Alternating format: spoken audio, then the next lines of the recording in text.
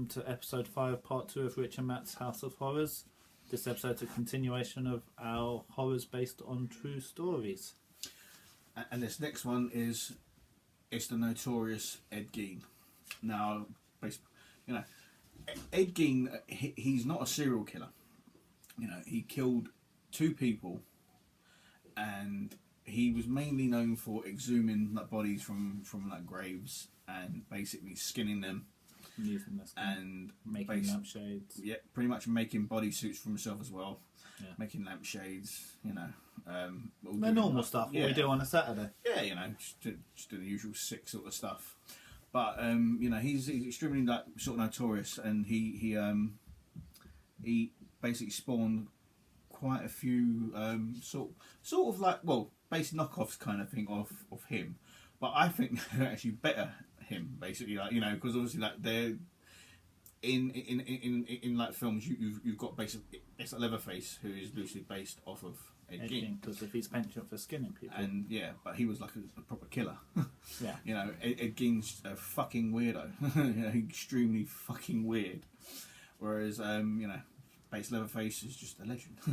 But Thank yeah, you. I mean, but yeah, I mean, so basically, you've got Exit Leatherface, and obviously that's Texas Chainsaw Massacre and all that sort of stuff. You've also got Silence of the Lambs, which was based Buffalo Bill. Buffalo Bill in the film, yeah. Yeah, so he was loosely based off of Ed Gein as again well. for skinning. And then you got Norman Bates from Psycho. The Mummy's Boy. Yeah, and it's like, you know, that's the common denominator there. Like, you know, quite a lot of these, they actually are like Mummy's Boys, basically. Because Ed Gein, I think his mum died. Yeah. And then obviously, like, he was close to it. His mum. I would say I would say he's a bit handicapped. Like, I think he was like, a bit kind of slow, basically. Yeah. Okay, right? Yeah. Maybe not mentally handicapped, but slow, basically. Yeah. And yeah, so like I don't know, he didn't know how to handle things, and yeah, he ended up killing. He killed a barmaid. Yeah, barmaid and another woman. He killed 2 women, and the police found the corpses.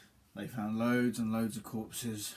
They found lampshades made from skin, and didn't they basically look in his fridge as well, and then when he had all the body parts in there and all that sort of stuff. So this is where Texas Chainsaw came from. Yeah, yeah, because obviously like it's Leatherface. He would take the skin and wear it. Put it for a Leatherface. Yeah, and yeah, so and obviously there's Hannibal Lecter as well used to do that, didn't he? As well, used to sort of skin some victims as well. Yeah, I think that's because he was hungry. And yeah, and it's like Norman Bates. I suppose that comes from being the mama's boy. I think that's just the mummy's boy. That's the main kind of thing. That's there, the only thing. So. Well, it was also his relationship with his mum, wasn't it? Yeah. So that's where that kind of I think spawns from. I can't remember if Ed Gein kept his mum's body or exhumed his mum's body. And it wouldn't surprise me. And then Norman kept Norma in the attic. Yeah, that was very, very weird. Yeah. But yeah, I mean, yeah. So I mean, like, there's probably more. There's probably a lot of films out there that are loosely based on Ed Gein. He is notorious for. Yeah, I mean, but like, he's not notorious for like for killing. He's not. Well, no, he's not even a serial killer. He's killed 2 people. You have to kill like 5 people to be an actual serial killer. Yeah. So he's not even a serial killer. He killed 2 people. And he was more known for being just a fucking kooky person who used to like rob graves, basically dig bodies up, basically like skin them. Make lampshades. And then yeah, like that's it. That's what his kind of notoriety comes from. You know, I need a lampshade. Yeah, it's a bit sort of weird, but still, like, you know, thank you Ed Gein, because it did spawn some really good characters from your very, very sick, depraved mind. I can't believe you just thanked Ed Gein on camera. Ed Gein, thank you. Wow. But no, I mean, yeah, it's yeah, crazy bastard. Yes, you are. Another film based on the Backpack Killer. We spoke about him in the last film. Yes. Is Wolf Creek. 2005, was it? 2005, yeah. 2005 film starring John Jarrett. He's what character was he? He was like Mick something. Mick, yes. Not Mick Dundee, but no, he was definitely a Mick. And yeah, so like his character, in that film was based off it's Ivan Millett, who was the backpack killer, wasn't he? Yeah. And that film also ties in as well Peter Falconio, who was that British tourist who was with his wife. Yeah, or partner, yeah. And basically, so his body went missing, and I think she went to the authorities and all that sort of stuff. She escaped, didn't she, or something like that? And they went to court and all this, and then like her name got basically pretty much dragged through the mud. Yeah, she got accused. They were saying, oh yeah, she killed him and buried his body out there in the outback and all this sort of stuff. But what actually happened though? Like, I mean, she definitely got away, like because she didn't do it. Yeah. She did. Who was the guy who actually did it? Bradley Murdoch. Bradley Murdoch. Yeah, so it's like Bradley Murdoch. You know, he's a sick bastard. He's the one who basically murdered Peter Falconio, and you know his story is what Wolf Creek is based on. Basically, yeah. I mean, you know, in the film Wolf Creek, you know, it's about based on an Australian guy and two British tourists, females, and so like they're like going around Australia and all that sort of stuff, and they pretty much want to go to a place called Wolf Creek, and there's a crater there that they want to see and all that sort of stuff, and then obviously their car kind of breaks down, and then and they're in the outback, so you're kind of like fucked out there, aren't you? And then basically it's Mick Taylor. He basically pulls up and he acts like he's basically like a nice Australian guy, and he like basically offers to fix their vehicle and all this sort of stuff.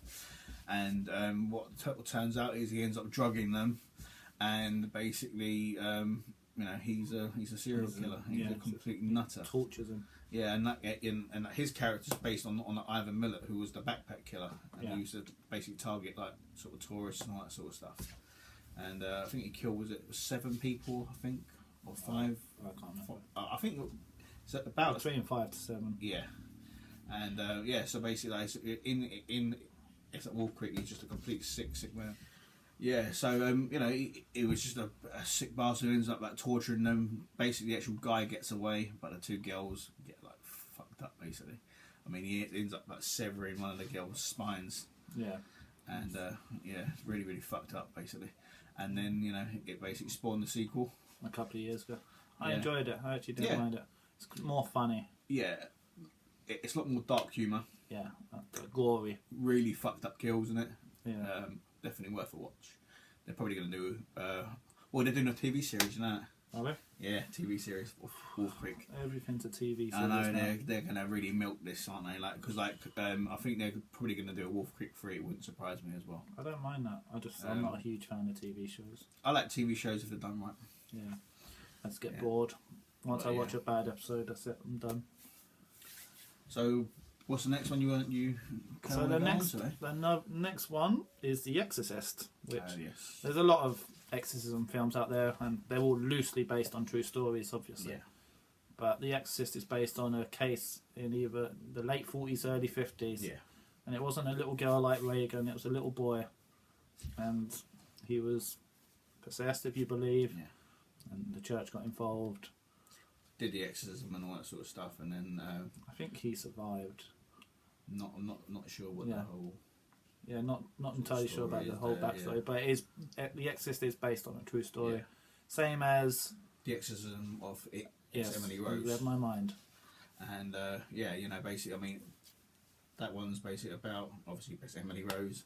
In the film, she was played by Jennifer Carpenter, and she actually died. I think when she was 21, and it said she died of malnutrition and a brain hemorrhage, and obviously like priest got involved and all that sort of stuff, and I think her family ended up suing basically the Catholic Church because of that. Yeah, because in the film, doesn't the priest go to prison? Because Tom Wilkinson. Because it's pretty much about court, isn't it? Like, the film's about the court case. Kind of flashbacks. Yeah.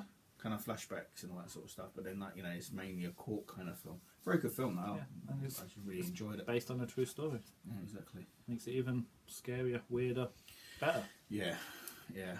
You know, and then you've got The Possession. The Possession, 2012. I think about 2012. Jeffrey Dean Morgan. Yeah. I pretty much know him from Supernatural. Yes. And he plays the Winchester's dad. Yes. And he's also playing like Negan In The Walking Dead. And he's going to be a right evil bastard. You'll also know him from Watchmen and The Losers. Yeah, good film. And I can't think of anything else. But And he's a good actor. loads of other films that Jeffrey Dean Morgan's been in. Yeah. But yeah, so no, it's The Possession. I quite enjoyed that film. Yeah, You know, I didn't know it was based on a true story. It's one of them ones I didn't know. You know, you basically do a bit of research, and then you know, you basically find out that there's quite a lot of films that you didn't know were actually loosely based on true stories. So this is based on a true story because The book. the book, which is like a box that if you buy, it's like an ornamental box. You can put your stuff in it. But apparently, it carries a curse. They've bought it, and then bad stuff's happened. Yeah. There's another couple of films out there, like The Mirror, which was a 2013/14 film, and Oculus, where it's a cursed mirror. Same kind of thing. I actually haven't seen either of those. Really? Yeah. The Mirror was good. I watched it at Fright Fest, and we had the director there, and they brought a fake mirror on to add atmosphere. Did it work? It scared me. Didn't really. The Ring scared you, dude. Come on. Your credibility just gone down big time. But here's something that will bring it up. Bam! Bam! It's here. But yeah, You just told the world I was scared of the Ring. but yeah, I mean, Nothing to be ashamed of. yeah. So I'll definitely get around to watching those like films. You know what I mean? And now for some random films based on true stories that you're all going to be like, hell no, they're not. Yeah. But they are. Number 1. A Nightmare on Elm Street. And yeah, you know, what's apparently like what this is loosely based on is that it's like Laos, so it's like Laotian basically. Okay, right? That there was a teenager, maybe I think it was. I think there was a couple of people. And so basically, like he didn't want to go to sleep because he was having really, really bad nightmares. He literally did not want to go. He was scared to death to go to sleep. Yeah. And then his family ended up giving him sleeping tablets and all this sort of stuff. And pretty much, long story short, okay, right, he weren't taking the actual tablets. And then finally, I think he stayed awake for like 7 days straight. I didn't know it was possible, but apparently he did. He was that scared. And then he finally like nodded off, and his family thought, oh, okay, he's finally gone to sleep and what. And then they brought him up to his room, and then apparently like he basically died up there, kind of thing. Yeah. And I think they did an autopsy and all this sort of stuff. I don't know. And pretty much once Wes Craven actually found out about this, then he thought, okay, this sounds like a pretty good idea. And then he put his He's twisted mind to it. Yeah, and then that was it. Because he based his character on the person from the window that he saw that scared him, didn't he? Yeah, yeah. One is Child's Play, which is loosely based on an alleged voodoo curse from back in the day. Yeah. And then there was Eaten Alive, which was about a serial killer called Bob, I think, who fed his victims to his pet alligators. Yeah. And I just said alligators really weird. Alligators. But yeah, so we basically hope you enjoyed this basically show about it's horror films which are loosely based on true stories. And join us it's like next week for it's episode 6, Serial Killers, with a very special guest. Please remember to click like and subscribe. On the down bar. Bye peeps. Whoops.